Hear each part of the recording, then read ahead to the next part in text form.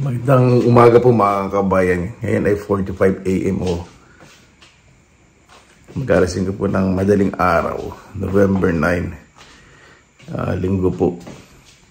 Medyo nag-umpisa na po yung tikatik ng ulan dito po sa Bulacan. Ano po natin. Yan. Hindi pa makatulog. Wala nung narinig ko po itong tikatik ng ulan eh. Ako po munang matulog. Mahaba naman po natulog ko. Hindi po dapat ako matutulog kagabi. Bigla pong nakatulog sa sobrang pagod. Sa pag-ayos po dito sa bakuran. Yan. Medyo tumitikatik na po ang ulan. Update ko po kayo ano po ang mangyari kasi nasa loob na po ng Pilipinas. Ang baga naway safe po ang lahat. Dasal po tayo, magtulungan po tayo. Ayan, nagtatahulan na rin po mga aso. Kahit malayo. Sabay-sabay nagtatahulan na aso. Parang nakakaramdam na po talaga mga hayop, ano?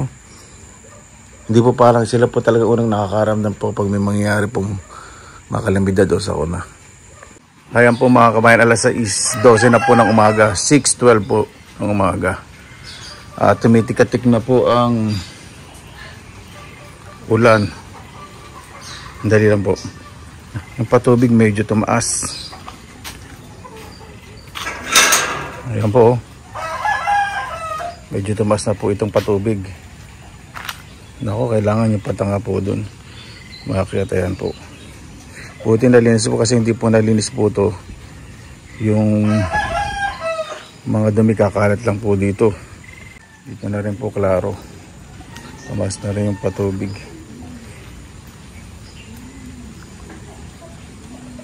Tignan ko pa po kung mayroong hahampas sa bubong o ano nang sakaling medyo bahain. Bihira lang naman po bahain po dito sa loob.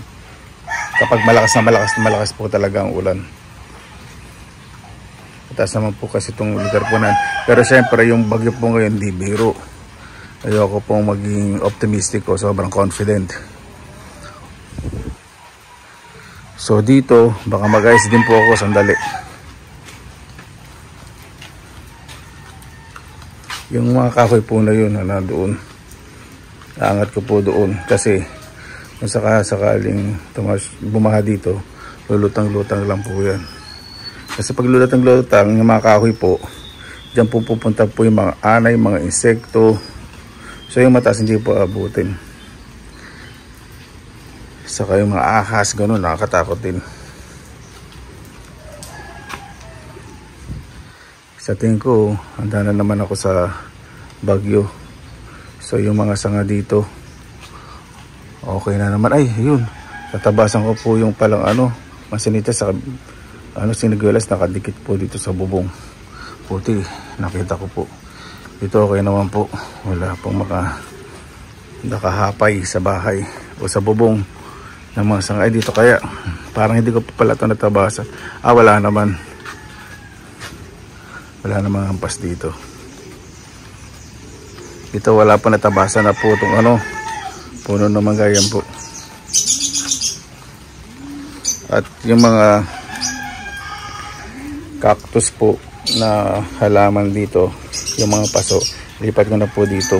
Kasi baka mamaya may mga ahas po dumikit sa dingding. Kinakatakot ko. Saka nagiging dahilan din po ng paglumot dahil yung lupa. Pag kumakalat po dito, naglulumot.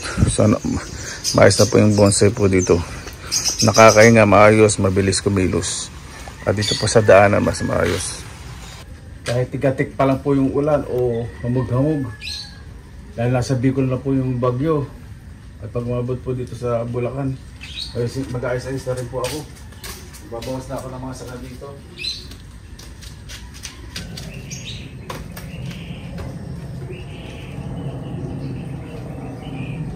Balik na po.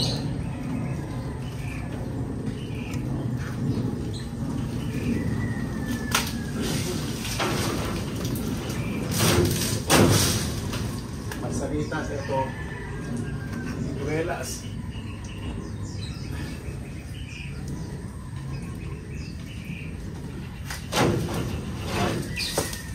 safe na. Kasi pag kalaksan po, lumampas dito baka maduwag po itong bubong. Itong saging medyo malaylay naman. Dahil yung gravity nitong bunga, itong bagsak niya. Bawas-bawasan ko na rin po isang ganito ibang halaman. Medyo lumalakas na rin ulan. Bilis-bilisan ko na.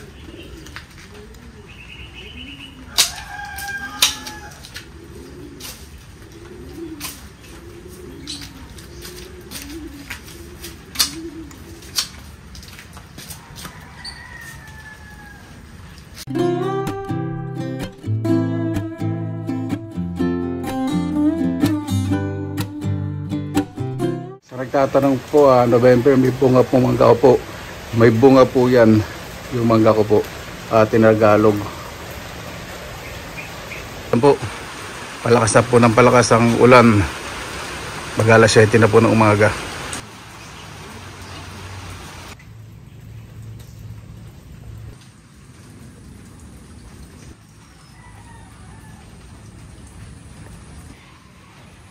Naglinis at kinlaro ko na rin po itong front terrace. Ay po yung purpose po niya na steel matting kasi kung may mga lilipad sa at least makokontrol po, di ba? So safe po dito sa harap.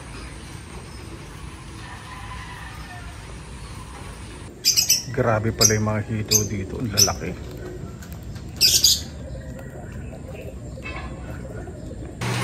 Kaya po mga kabayan, lumalakas na po ang ulan at may konting hangin na.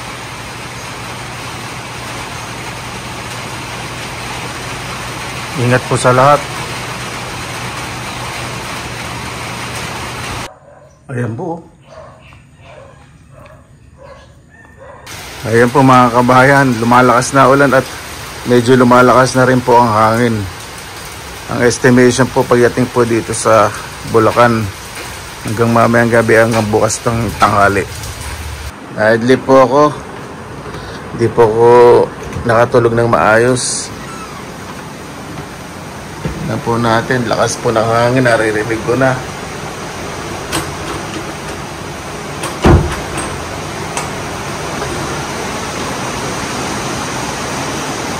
Ito na po ang bagyo. Ngayon, ako lakas ng hangin. Nakikita ko na agad. Pero hindi pa ganun kalakas. Ayun, lakas.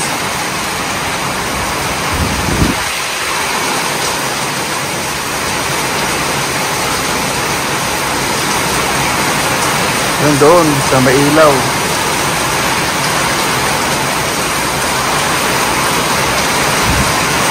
Dali, pansin mo na kayo ito. Mamala na dito sa daanan yung ano. Mata ng S dito sa terrace, mga inano ng hangin. Ano ko po dito sa kabila.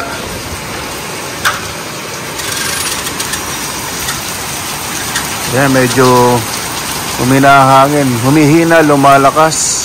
Iba-iba po yung direksyon ng hangin. Umalat yung mga dahon dito.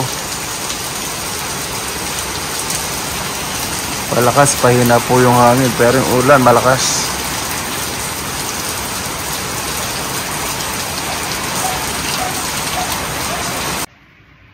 dito po ng madaling araw. Kaya ito palakas ang hangin. Hindi po makatulog minsan kasi yung alulod po doon sa eskwelahan tanggal na po, maingay, lumalanggit-ngit. Update ko pa po kayo mamaya. Nako po mga kababayan, nagising po bigla kasi nung tumutulo yung tubig sa lupa. Sabi ko, bakit gano'n? Parang may tubig sa lupa. Ayan po, may baha na po as to 59 AM po. Rumaragasa, ang bilis ng agos. Hindi po biro po itong bagyo po na to. Doble ingat po sa lahat. Siguraduhin po ninyong may komunikasyon po kayo. Pumunta na po kayo sa evacuation center kung kinakailangan po. Kung nasa bahay naman po kayo, bantayan nyo po ang isa't isa. At meron po kayong ilaw, flashlight. Makakain po syempre. Kung meron po kayong power bank para charge po yung mga phone, dapat po charge nyo na hanggat wala pong kuryente. Ito po, may baha na po dito sa gilid ko. Biglaan po kanina to, 22 AM yun, 2:59. So wala pa pong 30 minutes, may baha na po rito. At ang bilis pa po ng agos. Ayan po, tingnan nyo po yung mga dahon kung gaano pong kabilis pumasok po dito sa bahay. At medyo lumalakas na naman ang hangin. Papasok na po ako. Baka mamaya kasi baka mamaya biglang may magsa kasi ibang mga dahon nandito na po. Ang bugso po ng hangin ihina tapos mamaya biglang lalakas. Kaya ako po muna buksan ng ilog dito sa loob kasi tignan ko po yung baha. Tingnan po natin dito sa kabila. Ayan. Ayan naman. Umabot na po yung baha po rito. Ayan. Ayan na po. Pero yung pinagawa pong bahay mataas po yun. Hindi po abutin yun. Ang bilis po ng pag ano. Kung titingnan nyo po yung mga dahon. Ang bilis po ng ano. Pag-usad ng tubig. Talaga naiipon dito. Tingnan po natin sa likod. Tignan niya kasi napakalakas ng hangin. Wala akong makita dito. Medyo madilim pa dito. Pero yun po yung tubig. Ayan po. Tubig na rin dito sa likod. Yan, binuksan ko na po ilaw. Sa mga bahain po yung lugar, lumigas na po kayo kasi hindi po biro po yung bagyo kasi wala pa pong 30 minutes. In-update ko kayo kanina. Ayan, ito dito po sa amin sa Bulacan. Ayan oh. Oh, bilis yata. Aabot na sa unang baitang po dito ng terrace sa harap. Ang bilis po ng agos oh. Ayan oh. Nakita po niyo itim na. Ayun yung mga yun, yung mga bulok na dahon, oh, yun yung dahon, oh. Ang bilis pong pumasok ng tubig. Ayun, pasok na ako, lumalakas na hangin. Mga kabayan, nandito po muna kasi hindi po ako mapakali, hindi na po ako matutulog. Magkakontay po ako sa labas kasi first time ko po nakita na ganun pong kalakas po yung agos na tubig na pumapasok po dito. Ingat po sa lahat, doon po sa mga lugar na madali pong buhayin, lumikas na po kayo. Hindi na po maganda po yung panahon po talaga ngayon. Magdasal po tayo, magtulungan po tayo po ang kailangan natin pagtutulungan. Magdasal po. Paano po? Hindi ko po masasabing mahirap po magsalita. Basta sa ngayon po, lagi po tayong positive vibes. Hindi ko pa sabing good vibes dahil sa nangyayari po ngayon palakasin po natin ang loob po ng bawat isa. Huwag po tayong magpanik. God bless nga po lagi. Mamaya update ko po kayo. Iba update ko po kayo. Laban lang po.